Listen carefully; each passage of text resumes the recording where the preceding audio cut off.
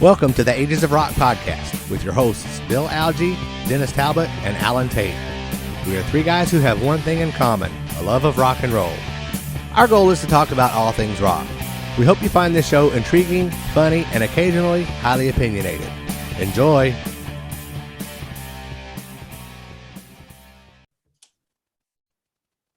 Hey folks, this is episode number 268, and this week we have the esteemed Julian Gill on the show, and we are going to, why are you pointing down? He's over there, or he's over there. Well, I don't know. Who knows where we're going to be this week? I know where I'm just happy you're not using the middle digit. Thank you. Yeah. We're saving that for later. One of these boxes, I don't know which one. Yeah. There's Julian. But anyway, he's right here on my screen, which is where he will be on our YouTube channel. There you go. So He's anyway, Bill's spot. He's taking Bill's spot this week because Bill has no taste in music. That's for the country music dig, Bill. You're welcome.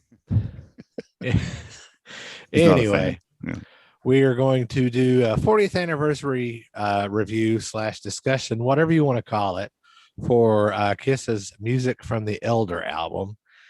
But as always, before we do that, we've got some album acquisitions. We'll talk about a little bit of music news and stuff like that. So first bit of music news that I have, and I didn't pull the tweet up, I should have, but I saw earlier today, sometime yesterday, it was announced that Johnny Solinger, is it Solinger or Solinger? However his last name is pronounced, he was the second lead singer. He was the second famous lead singer for Skid Row. He replaced Sebastian Bach, and he passed away Saturday or Sunday, I believe. So our hearts go out to his family and his fans and former bandmates and such, and a big middle finger to Sebastian Bach for making that about himself. God, do you expect anything less out of him? I don't know exactly. I don't remember exactly what the tweet says, but he made sure everybody knew that it wasn't the first lead singer or the famous, whatever his terminology was. He made that about himself pretty quickly, which I thought was pretty tasteless. Hey, Sebastian, you want to come on the show? That's pretty well par for the course for Sebastian. He has a habit of doing things like that. It's all about him. Lead singer. Yeah. Yeah, exactly. Other music news, as we are recording this on Monday, June the 28th. Is that correct? Yes, Monday, June the 28th. And part 2 of the A&E history is about to start airing, if it hasn't started airing yet. So we'll probably do a discussion about that pretty soon. I have not watched the first part of it. I'm waiting until it's all said and done and taking some time off with my wife, and I'm going to make her watch it with me. I've watched enough chick flicks that it's time for her to watch some of my garbage. Well, and of course, weeks ago I'm sans cable right now, so I don't have A&E anymore, so I'm streaming everything. But I did find out today, if you go to ane.com, you can play it on your iPad and you can mirror it onto your television, so it's there. It's also available for purchase on Amazon. Oh, is it? Yeah. Awesome. I might even do that. That way I have it all the time. Is it very reasonable, or is it? I think it was $2.99.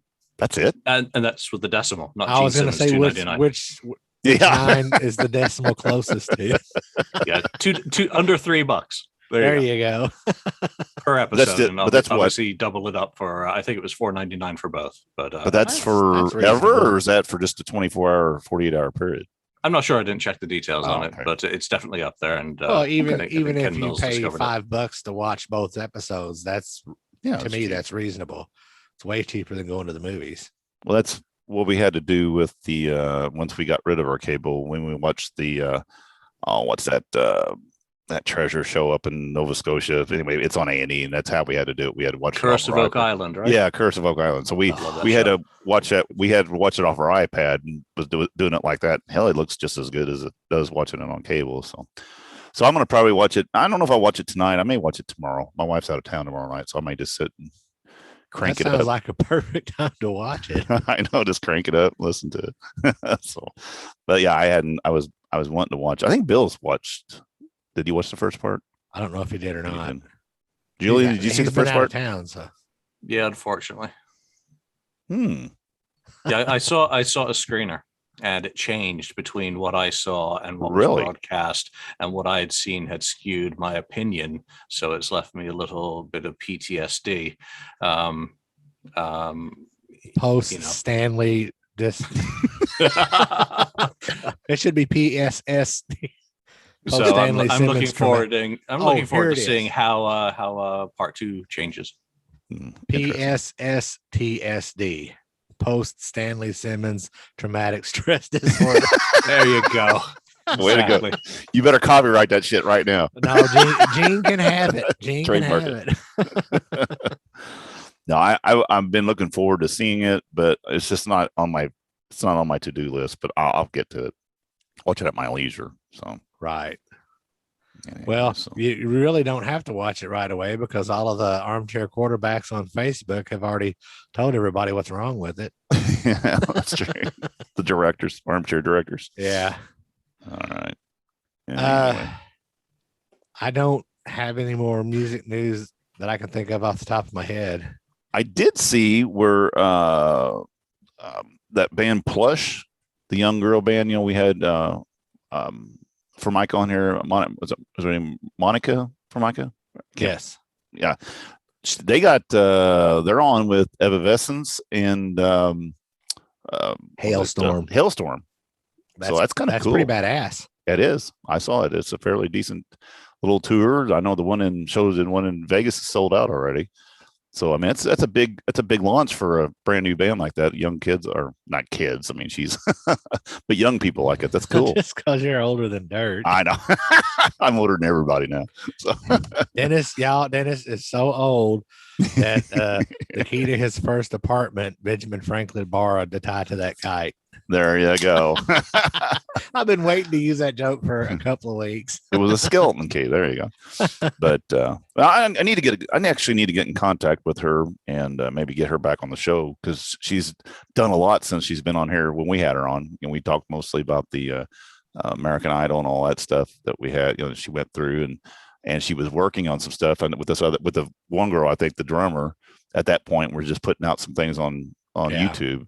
And she's just kind of blossomed from there and really going places. So that's good news. It is. It's real cool. Good rock too. All right. You have any music news, Julian? No, I don't. Well, then let's move right along to album acquisitions. There we go. We can start talking real quietly, like those girls on Saturday Night Live. About the sweaty balls. Sweaty balls. Julian, you go first. You're a guest. Yeah, so I got a mail call today of something that most people will have heard of, because it's, or most KISS fans, because it was on digital media a while ago. There's Ken Sharp's split 7-inch single. He finally did some covers of some KISS songs. So he did Paul's Hold Me, Touch Me, and he did Gene's Mr. Make Believe. And for the FAQ order, I got them in exclusive white vinyl. So I've got like 10 copies of those. Really cool stuff. He did his power pop interpretation of those, turned Hold Me, Touch Me into something completely different. So, thanks, Ken, for sending these out to me. Looking forward to putting that one on the turntable. Cool. I heard that whenever he first released it. It was, like I said, it was on a digital where you could listen to it. It was interesting. I mean, like I said, it's a different tape. that we actually used that song on A to Z Radio as a fresh cut. And you can listen at A to Z Radio.net. Did I just give you a segue into pimping something? Yeah. We just don't think these things through. That's awesome. You got anything else, Julian? No, that's it recently. That's it. All right. So I've got these over the last couple of weeks. We just haven't had a chance. We've had guests and just haven't had a chance to do these. But the one thing that I did pick up, and of course I said I'd never buy any more KISS, but my local store got it in, and I was like, I always try to buy stuff from her. And so I ended up picking up the KISS Off the Soundboard. And tell you what, I have it's still sealed yet, but I am gonna open it up. But I did listen to, and this is the made in Canada, but it's just the 180 gram black vinyl set, not the colored vinyl. But I did listen to it on Spotify, and I really, really, really like it. I tell you what, that was a good. I like that band with Eric Singer and Ace Frehley in there. I think it made Ace play better. I really do. I think he was, Ace is Ace, but I think it just sounds better. It sounds a lot better. And I like the fact that, still in 2001, Paul still had his voice, and it sounded good. And one thing I was kind of disappointed was the where was it? The I Still Love You. Of course, it's just him kind of an acoustic playing around. Starts out with a little Black Diamond, then that. I was kind of hoping it was the whole thing, but I didn't think that they had played it like a whole song, like they did back when I seen them on the Lick It Up tour. But anyway, I'm gonna get it out. I'm gonna break it open one of these days and play it. The other thing that I did buy is Mammoth, and I tell you what, I cannot say enough good about this album. I posted it, talked about it, and I tell you what, it stirred there's some people, some of my friends that are like going, all they're talking about how whiny his voice was and how bad the song, it's like going, and I'm like, I don't know what you're listening to, but I think it's absolutely fantastic. And then you take it the fact that, this is him playing every instrument, all the vocals, everything is done by him, written, performed, everything. And it's just fucking fantastic. I mean, I think I like the way it starts out. It grabs you right at the very beginning in that Mr. Ed song. And then the lead in it is kind of Eddie Van Halen. Kind of has a little bit of that Eddie Van Halen sound to it. And then he's done. The rest of the album, he doesn't do it anymore. So it's kind of like, I can do it. Here it is, but I'm not going to be Dad. And everything else, it's really, to me, it sounds a very Dave Grohl-ish. It's got a lot of Foo. It's got a Foo sound to it, which for me, that's a double plus because I'm a big Foo fan. But I mean, it's just I think there was only one song on here, and I can't remember which one it is, but it's got an offbeat to it, and it kind of throws me a little bit. And I just need to listen to it a little bit more. And of course, Distance. I listen to that song, and I tell you what, I can't make it through the song without I have to turn it off. I'm serious. That song has got some power to it. But no, I can't say enough. And it's here he comes out with his first album by himself. It's 2-record set. It's an hour's worth of music. Double what a Van Halen record was. And I just can't say enough good about it. It's just fantastic. I still have not played the vinyl yet. I just I've been listening to it on Spotify. But that thing's gonna get broke out. Actually, my wife's gone tomorrow. Maybe instead of doing the Kiss thing, maybe I'll put that on maybe tomorrow night and let the neighbors hear it. Yeah, it's going to be cranked up. Incredibly impressive. You made a nice, connection with the Foo Fighters because, of course, Dave's first Foo album was all him. Exactly. Just like this, except this one sounds a heck of a lot better sonically, and also in terms of some of the material. Incredibly, I know he's 30, but it's a very mature album. Very impressed. I'm just starting to dig through it on Spotify, but there's a couple of very outstanding tracks in terms of composition, execution. Then just to know it's all him. Separate it from his surname and call it Mammoth, and don't judge it by his father. Exactly. I agree. And like I said, I just like that first part, that first lead. Like I said, he can play like his dad, and he does a little bit of it, but then he doesn't keep doing it. He's just done with it at that point. And then his other stuff is so much different, and it goes different. I think each song has a little bit different. Some of it sounds a little bit more Foo. There was one in there that actually kind of sounded a little like Rage Against the Machine. It has a kind of and I think that's a song that's got that odd thing that I can't quite get a grip on, but. Yeah, I had a buddy of mine over, and he's like, every song come on, it's like, damn, that's good. Damn, that's good. Damn, that's good. And no, I mean, if you don't like it, you don't like it. But I find it hard to not like this song. And in the day when everybody's talking about rock is dead, rock is not dead. This just proves it right here. So I hope he records a lot more. I hope his tour goes good. He's going out with what, Guns N' Roses, isn't it? I think that's he's sure. going to be. Well, I think he's going to be going out with Guns N' Roses opening up.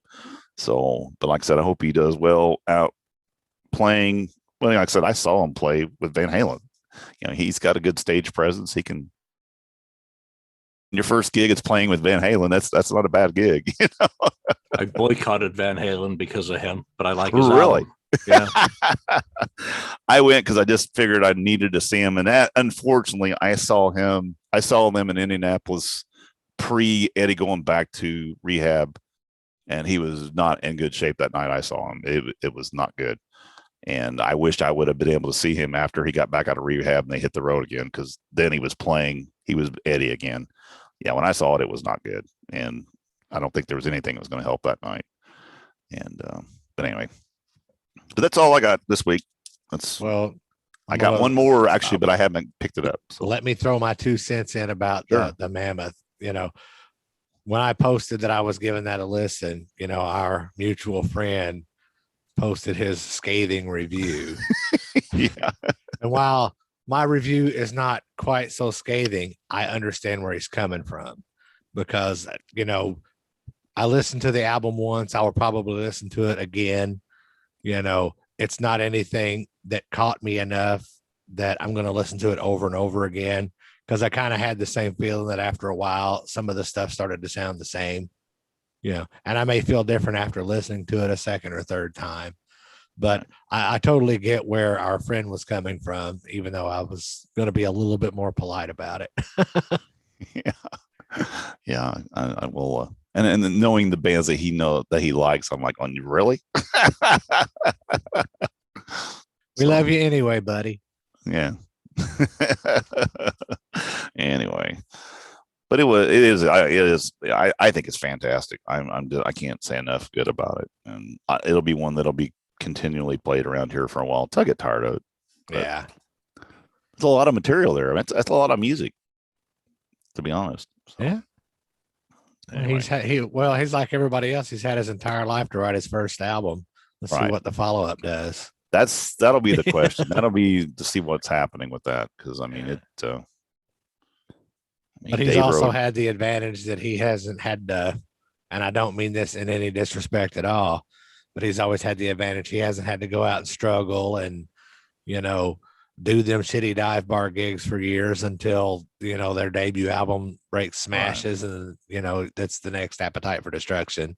Right. So there's that too. So he's probably, and that makes it more of a challenge, because he hasn't road tested or grown up in that experience of playing those dives and those situations. He went straight into the stages with Van Halen, so he's never known the hard times and the grind of playing in a rock and roll band. Now he's front man. It's pretty much named after him. It's all him. So he's carrying all that pressure without his pops around to advise him. That's a good point. Yeah, it'll be interesting to see how he does. I mean, I really do. This is why we have intelligent people in the show, to keep us on an even keel there. Yeah, I'd be curious to see who he gets to play with him, and the band he gets to back him up. It'd be interesting to see how that how that comes about and who he gets. And I mean, I'm sure he's going to get first class people to play with him. So I do like that video. I would venture to guess that he's going to get some really strong musicians, but really strong musicians who nobody really knows. Oh, of course. Yeah. He's going to get friends that he trusts and whose skills he knows are good enough and maybe will grow from the experience. I don't think he's going to bring in anyone with marquee value. Yeah. Yeah, I don't think so either, because it is about him. I mean, that's what this whole thing is. So, yeah, it'd be interesting to see. I do like it. I like his sense of humor, though. I like the way that video he did with him playing all the instruments and stuff. I mean, it's just fuck. I mean, he's got a great attitude. I mean, it's just I just hope the best for him. I really do. So anyway, good luck, Wolfie. All right. We ready to discuss music from the Elder? Sure. Bill wishes he could was here. Not. All right. This album was released on November 10th, 1981. According to Wikipedia, the genre is progressive rock and art rock, which totally cracks me up because, well, I give Kiss a little bit of art rock cred, but progressive rock, no. No. But that's just me. Recorded on the Casablanca label and produced by Bob Ezrin. There were three singles: World Without Heroes, I, and The Oath. I thought there were more than that, but what do I know? Right. So we have Julian on here. He's the resident Kiss expert. Oh God, I'm going to be busy fact checking. Uh-oh. Well, you know what? I'm not bothering to fact check Wikipedia. That's just a lost cause. Yeah. well, no. other than We're the always track wrong, listing, so don't worry I've about said it. all off of Wikipedia that I'm going to say. Good. Yeah. So I got a really interesting history with this album, though, because 1981. I was from 1975. I was a Kiss fan. I was, fucking number one. Everything was Kiss. Kiss. This. By the time Elder Run Around came around, I kind of lost my religion at that point. Van Halen was out. I was listening to Van Halen at that point. Kiss wasn't the only thing in my life at that point. And to be honest, I didn't even buy this album. When you look back, before the internet, we got everything. We got news very slowly through, all the magazines, stuff like that. That's the only time you ever seen it, anything about the bands. And, of course, by the time it came out in the magazine, a lot of times it was a little bit dated. But, I remember seeing that first, after Eric Carr came in, they, the new outfits for this thing and the short hair and the things. And I was just like, oh my God, what are they doing?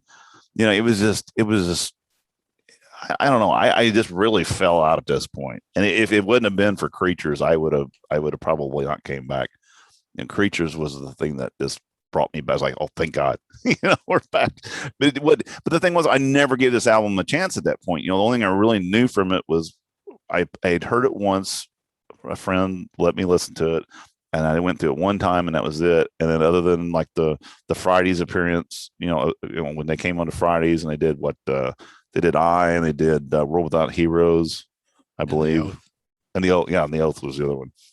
So it wasn't until later on when it came out, when they released it on CD. I don't know when that would have been. That would have been probably 89. Was it 89? So when it came out on CD, I bought it at that point, and I started listening to it. And then I was like, oh, well, what the fuck was I not, why didn't I buy this back in the day? Because I really like it. Once you listen to it and really listen to it, I really liked it. But at that point, I was a little older. I wasn't this teenage kid that's like, fuck this, that kind of shit. But anyway, so you were more progressive art rock oriented at that time. Yeah, there you go. But no, like I said, it is, and then over the years, I like this album. And there's nothing. I mean, there's only one song that I really don't care for on this album, but other than that, I can listen to it all day long. It doesn't bother me. Unlike Bill, Bill can't even stomach 2 songs, I don't think. But that's just my kind of overall history of this album. But I'm glad to have a copy of it now, and I do listen to it. Well, my history with this album is somebody found Music from the Elder on cassette. I didn't even know it existed. Really? And somebody found it on cassette and said, oh, you're a Kiss fan? Here. So I was like, oh, yeah. And then I listened to it, and I'm like, I don't know what the hell that was, but it was really cool. And that's what I liked about it, is it was such a departure, Right. But of course, I was also in the orchestra in high school, so music like that didn't bother me any. And I thought it was cool that they did that and did something completely different. But I was very much at the time in the minority. What about you, Julian? All right. So becoming a fan in 85, I couldn't find it. So if you remember those Asylum ads, they were like a 2-page ad, and one side had the discography and it had the Elder there. I'm like, oh, I started going back and collecting them. Could never find it in Binghamton, where I was living at the time. So I had to send away for Japanese single, and I got the Oath backed with Escape from the Island. So that was my Elder listening experience for the longest time, until I did finally manage to trade someone for a copy of it. And from that point, it was actually a favorite, because it had become quite a quest to find a copy of the album in the mid to, 85 to 88 while I still lived there. So I probably liked it a little bit too much, just because it had been tough to find. And, I think I had to trade a Van Halen album and Def Leppard On Through the Night for it. But I really dug it, because it led off with the Oath, and that was just pretty much in a similar sort of vein to, a nice kind of traditional Kiss, and then Creatures. It was on the heavier side, and then it went a little bit weird, but none of that stuff, phased me in any way. So, I got it. I'd listened to it a lot for probably 10 years, and then it fell out of favor with me. Yeah, interesting. That's right. I forgot you didn't even start. You weren't even a fan till later on. You weren't a Asylum. Yeah, I'll be darned. That's crazy. Well, if you're going to start being a fan in the 80s, Asylum is a good album to start with. Yeah, exactly. Especially for an Englishman, because otherwise it'd be Crazy Nights. And yeah, exactly. I agree on that. My other thought on this album, though, is I would like to know how it was, but being that Eric Carr, joins Kiss, the hardest, loudest rock band in the world, and this is really his first thing he's working on. I wonder if he was like, did I make a good decision? That's what I'm saying. Of course, when Creatures came out, got them bombastic drums, and it sounds great. That's what it should have been. That first album with him should have been that. But him working on this, I bet he was sitting there scratching his head, going, "Man, what did I fucking do?" I wonder how that. If there's anybody that knows about that, that'd be kind of interesting to know. And he's too new on the job to have the confidence to say anything. Oh yeah, Mr. Simmons. Are you sure? Can I have a quick moment? I think he fell in, and it is kind of documented in interviews and whatnot, that when they came back from Australia, they were all wiped out, mentally from Kissteria there. So they weren't in the mood to make a record. And they didn't start making the Elder originally. They started making a hard rock album. So I think he probably fell into it in line with everyone else going off the rails. Gotcha. Just kind of a slow progression downward. Insanity. Damn Bob Ezrin. But anyways, okay. All right. This album actually has two different track listings. There's the original version and the 1997 remastered version. I honestly don't know why they have done this, but the track listings are quite a bit different in a couple places. Because I did listen to the remastered version on Spotify. I'm just looking to see what's different. That's the one that starts out with Fanfare. Right. Did yours start out with The Oath? No, it started out with Fanfare. Yeah. Was that originally a Japanese pressing or something? No, that was the original track listing. And just to correct you slightly, there were 7 track listings for this album. You can correct me as many times as you need. Yeah. I'm just reading off of Wikipedia. but only 2 made it into production. The first one starts with Fanfare, and that is traditionally known as the Japanese mix, and then the American one started with The Oath, because they changed the sequence at the very last minute. And then by the time we get to 2014, they created a hybrid of the two for the remaster, or actually it would have been 97 for the remaster, mixed it all together. Now it's what's up on Spotify these days, but there are a few other ones. Spotify has The Oath, fourth to last, so starts out with Fanfare. Well, the 1997 remaster with the quote unquote original track listing, it throws me for a loop. I don't like it. Yeah. This is just the regular. I'm used to this one here. So, but anyway, we can review this in either order. I'm fine. Doesn't matter. Yeah. Let's do the original. The original that Or starts with the No, oath. I would say go Or- with Fanfare. Okay, then we're doing the 1997 remaster. There you go. There you It's go. up to you. Whatever you want to do. No, that's Don't fine matter. with me. Fanfare. Dennis. It is what it is. It's a good. No, it's. I was listening to it. Like I said, I was listening to it with earphones too on the way, earbuds on the way home today, because I didn't have a chance to listen to it last night, so I just had it on my phone and I listened to it with the earbuds. And there's some other things in there that I had never really paid attention to. So there's some cool stuff going on in there. Little clicks and pops. Yeah. That was me cracking my knuckles. Okay. Kidding. But no, I mean it's a good intro to get you into it, you know. Julian? What gets you into? Does it get you into it? You know, fanfare. You know, flutes, or does it say "run away quickly"? Put on that Van Halen album. That It's you like, should am be I listening to Kiss or a Renaissance fair? You know what am I It's listening? like ripping it off the turntable. Did I buy the right album? Is this Kiss, or did they put the wrong one in there?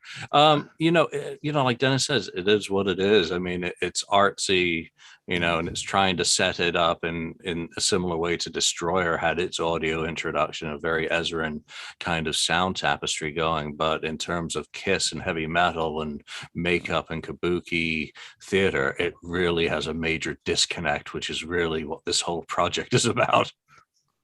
Right. Honest to goodness, if someone had given me the cassette with this track listing order, I probably wouldn't have made it past song 3.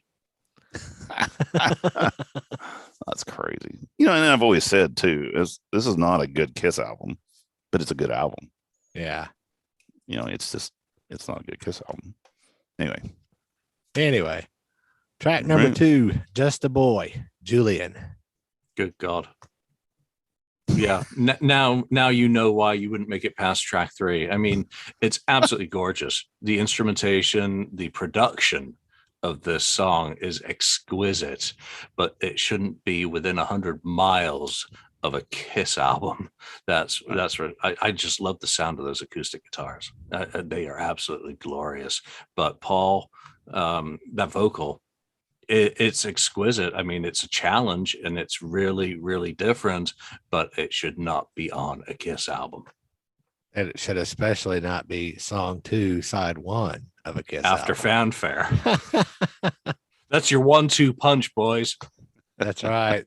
That's probably why Bill checked out, because he got this version instead of the original release. That's what we're going to blame it on, not because Bill thinks the album really sucks, but that first song didn't grab him. right. So what about you, Dennis? Well, you know, I actually like the song because I'm just staying in that thing that this is not a good Kiss album, but this is a great. I like this album, and you know, Fanfare is what it is, and Just a Boy, it's continuing the saga. I mean, it's odd to hear Paul doing that falsetto, and like you said, but I find it fantastic. I think it's fascinating. It's just a different, and you can see where after doing this album, where Paul's like going, you know, I could do Fan of the Opera. I could do something like that, because I'm sure this is, you know, sparked that idea, because if you think, you know, I can pull this shit off, you know, but I like it. I really do. This, like I said, there's only one song on this album that I don't like, and that's not one of them. I like this song. Right on. All right. The next one up is track 3, Odyssey. The writer is, according to Wikipedia, Powers. What can you tell us about that writer, Julian? Tony Powers. He was a legend in the industry. So he'd written a lot of stuff in the songwriting houses. So I think he was friends with Paul, and he was brought in, and this was one of his songs that he later released. So I love Odyssey. I mean, it's grand, it's sweeping, it's epic. Paul calls it tragic that he sang it. But I really, you know, like Dennis just said about, the vocal being impressive and giving him kind of the guts to know that he could do other styles of music. This is a very good representation of Paul stepping outside the box, though I'd love to hear Gene's version. Ooh, I never thought about that. Interesting. Oh, did Gene record a version of this that never made it out? Don't know if he recorded it, but he said that they wish that Gene had sung it instead. So whether they did a trial with Gene doing it, who knows? That would be interesting. That's kind of like another holy grail, like the Paul version of Back on the Streets. So anyway, I digress. Dennis, what about you? This is my favorite song off the album. There's no doubt. I like everything about it. I like Paul's voice in it. I like the lyrics to it. I like the music to it. That, when that girl in the sundress, and then they talked about the something weaving in and out of time, and that tink tink tink, all that the instrumentation. It's fantastic. I fucking love this song. I'm sorry. And like I said, this is the song that I was thinking today, but this is a song, like you said, that Paul's like going, fuck, I can nail this shit. I could, I don't have to sit up here and go people all night. I can get into something else. But no, I do. I think this song is just fantastic from start to finish. I dig this song as well, but I understand why the original recording. I say the original recording, the original release, I can see why it ended up on side 2. Up next, Only You. I'll go first on this one. I absolutely love this song. Just the way Gene sings this song is, I guess it's kind of like some of the stuff he did on a solo album. It's not typical Gene singing. What about you, Dennis? This is my favorite Gene song off of the album. Same thing, and I've said this many times before. I love Gene's soft voice. And then when I never had heard a lot of that. He's got the couple songs on the his solo album that are like that. But when I got the Vault, I had never heard the demos. I know you guys are all into demos and stuff, but me going through that, I love all those tracks off of his Vault stuff, where he's doing all this different vocals like that. Gene growls, and Gene's got a great rock voice, but man, when he softens it up, I just fucking love it. And I think this song is really good. I like the bass playing in it too. It's got some great bass licks in it. It is my second favorite song on the album, and kudos. Gene Simmons goes yacht rock. Yeah. What about you, Julian? Yeah, you both nailed all the points that I really would have said. I love the guitars on this, and Gene's vocal is exquisite. It really is a good song. As Dennis was saying about the Vault, hearing some of the earlier versions and how far back it dates in his kind of musical canon, it goes back to 1970, when it was Eskimo Sun, the melody. So, I mean, it really is ancient. Well, ancient, there you go. Good for the elder theme. Gene Simmons stuff, and just shows how creative he was at a very early age and how much he recycled everything throughout his career. He was always willing to, but where it stands on the album is one of the very best songs. It's very representative of, Gene being perfect. I agree. There you go. Up next, Under the Rose, Julian. Yeah, not one of my favorite songs, because it's a bit too much of a mishmash between what are clearly Eric's kind of more rocky ideas and Gene's shoehorning the concept. So it's good. It's one of the heavier songs on the album, but it's just a little bit too schizophrenic. Dennis? Yeah, I agree. Julian, you hit it right on the head. I like the way, because Only You and Under the Rose kind of meld together, when it comes through. And Gene, when he starts out, he's still in that kind of falsetto voice, still got that, low.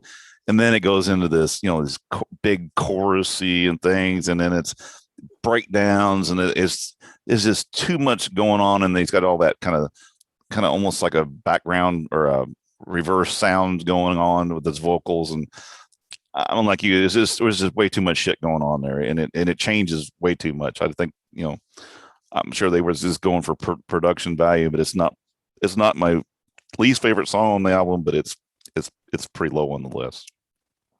I think one of the things that y'all hate about this song is what I like most about it. Really? Yeah. Well, what I really like about this song is the gang vocals when they're singing the chorus. Right. And I even like on like Save Your Love on the Dynasty album, they got that gang vocal going. I don't know what it is, but there's something about that gang vocal with those guys that I just really dig.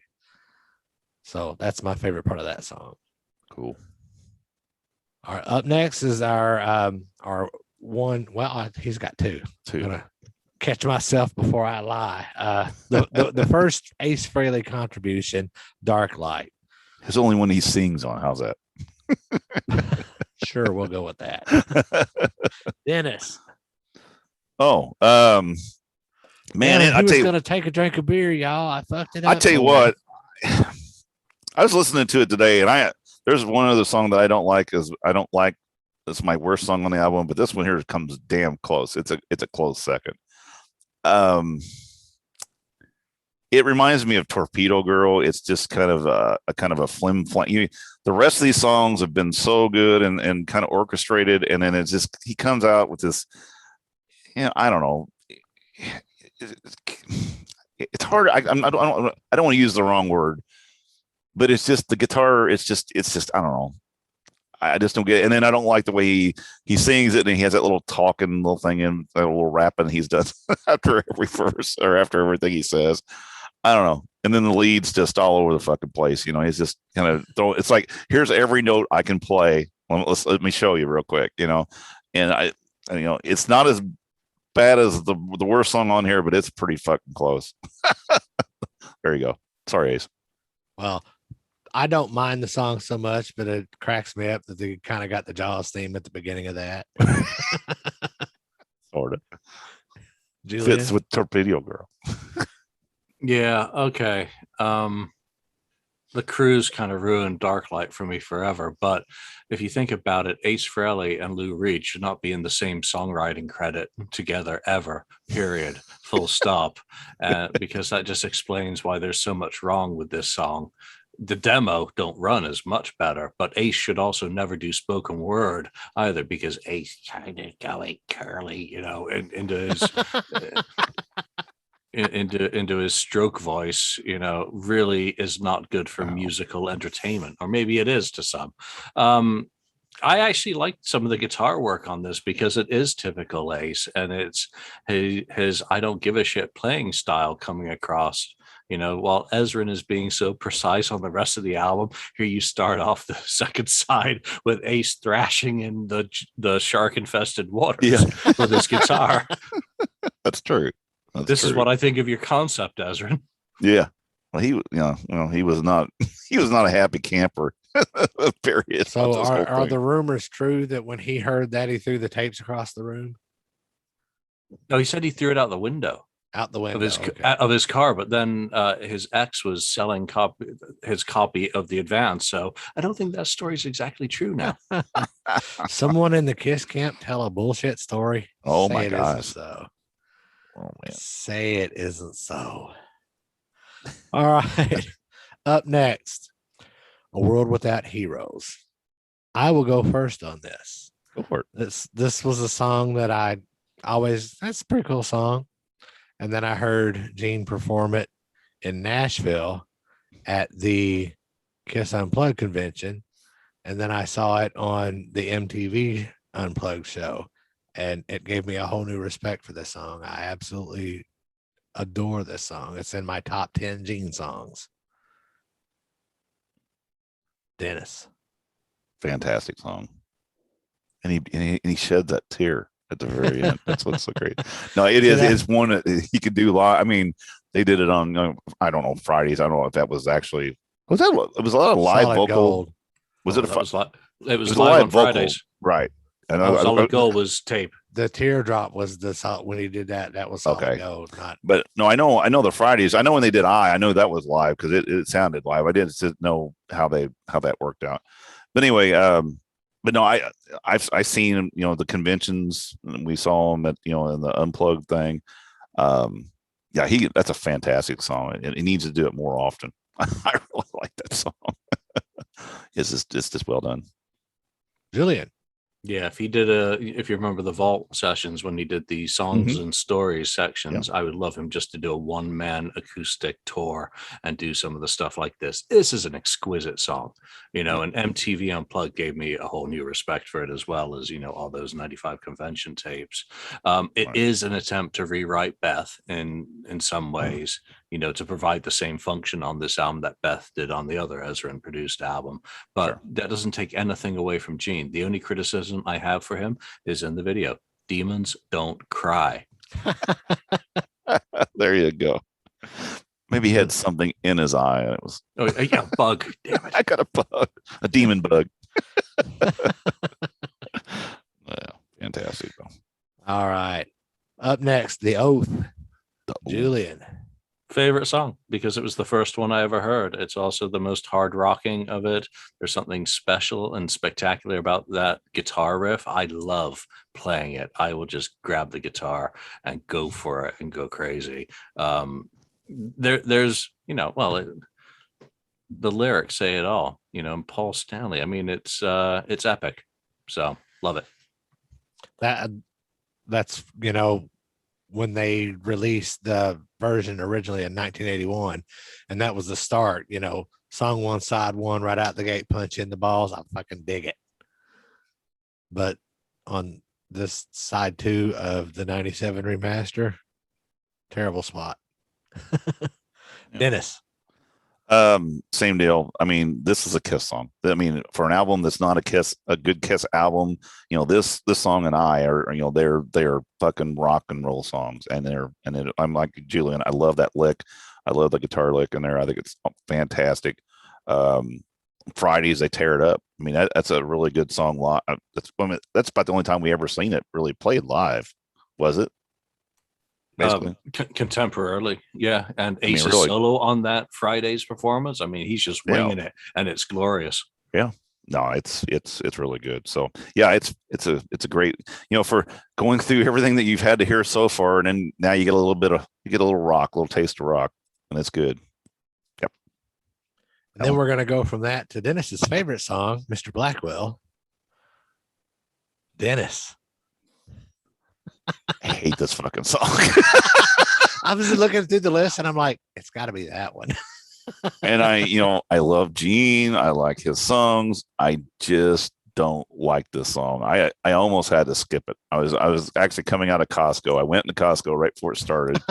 I got what I needed at Costco, and I came back out, and I was on my way home, and I put it on. I'm like going, okay, let me see if I can get through this. I'm not going to skip it. Not going to skip it. I made it through, but god damn, it was bad. It's just, I don't know. I don't like the way it's set up. I just don't like the way it sounds. I don't know. It's just not my song. Worst song on the album. Fair enough. I like it because it's weird. It is weird.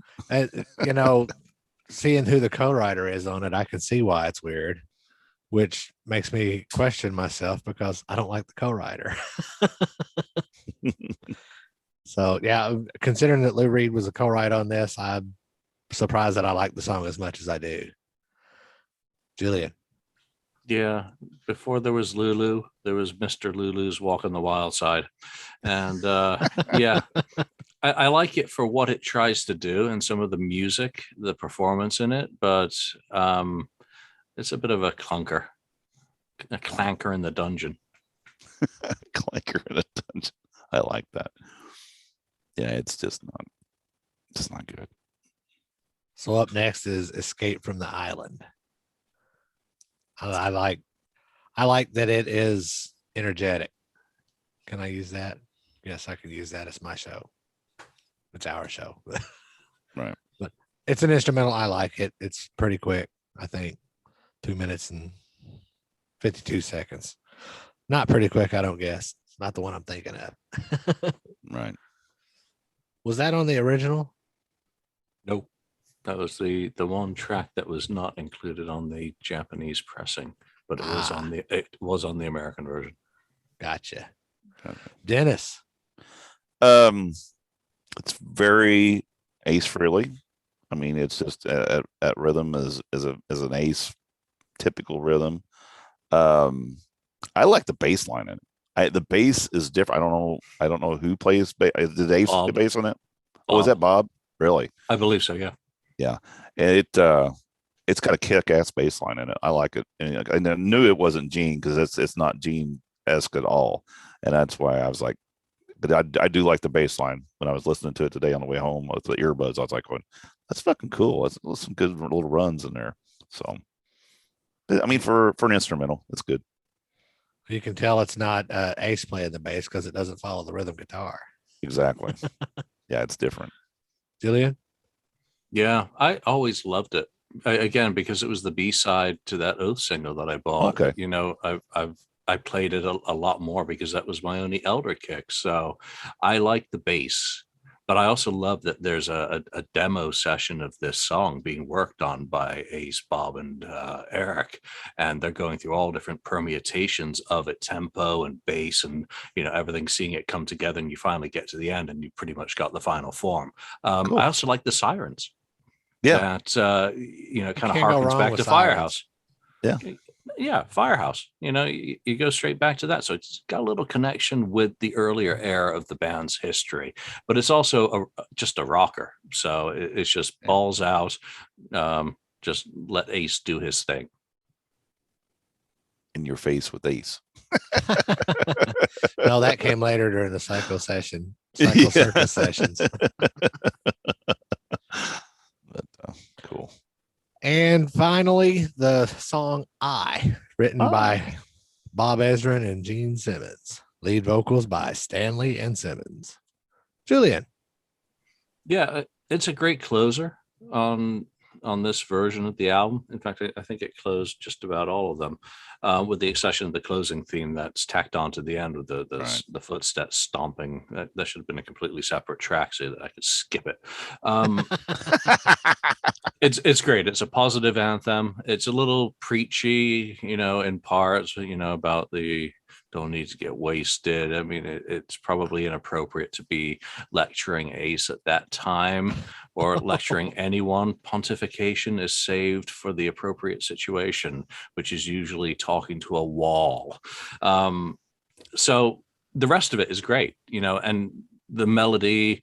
The only other problem I have with it is the finger snapping section. Snaps. Yeah, and yeah, that makes you kind of stop. It's like, what are you doing? Oh, you're going to be going into Elvis voice. Yeah, he does go Elvis voice. Yeah, yes, he does. That's funny. Well, anthemic was the word that I was going to use too. So we'll close this one out with Dennis. Yeah, it's everything you said is correct. I'm like you. It is another, not a rock and roll all night, but it's an anthem type song. Like you said, it is a very positive message. It's fun, and I like the trade off. The Paul Stanley, Gene Simmons trade off vocals. That's just inherent Kiss. I like it. Like I said, it's one of those songs. It was another one of those ones that sound well. We got that from Fridays. We got we get see the live version of that in makeup, and it went off well. It's a good song. Like I said, I completely forgot about because that's the one I didn't finish up because I got home before it stopped, and I didn't get to hear the end part of it, and I forgot about the snaps. So you don't start doing the Carlton dance. Yeah, it's like I feel like I need to grease my hair back, and I'm listening to Grease or something, at that point. But yeah, it is a little different. But this album's a little different anyway. So what? It's not unexpected. To say that it's a little different is an understatement. Yeah. You've heard a little different in the last 42 minutes. It's like the little last few seconds ain't going to bother you too much. There you go. You have any parting thoughts, Julian? On what? The Elder? Sure. Yeah. The Elder is divisive, I guess you say out here.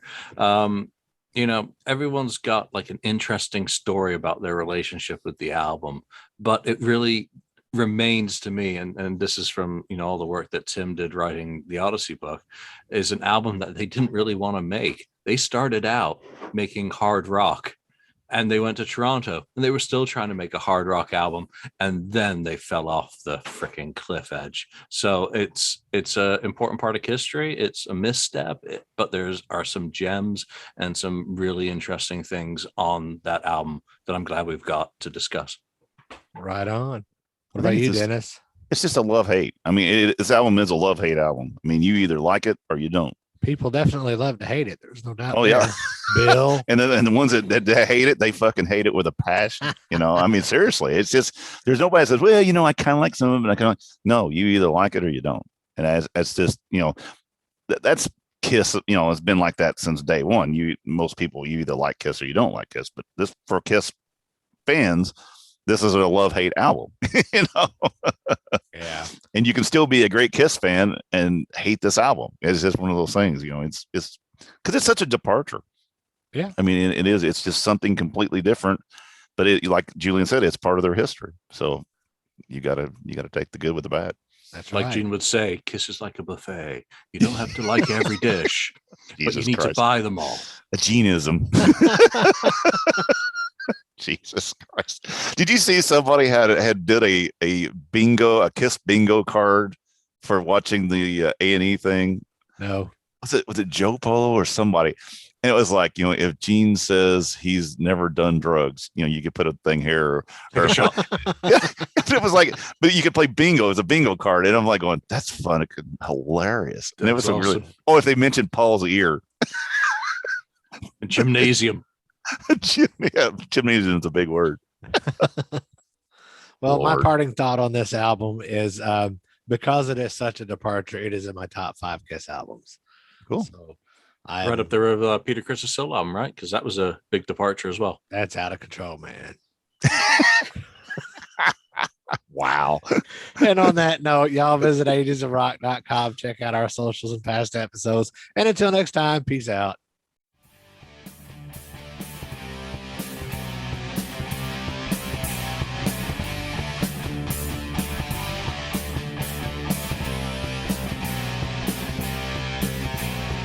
Thanks for listening to the Ages of Rock podcast. If you haven't done so already, be sure to subscribe to our YouTube channel, like us on Facebook, and most importantly, tell all your friends. Remember, you're never too old to rock. Until the next episode, peace out, folks.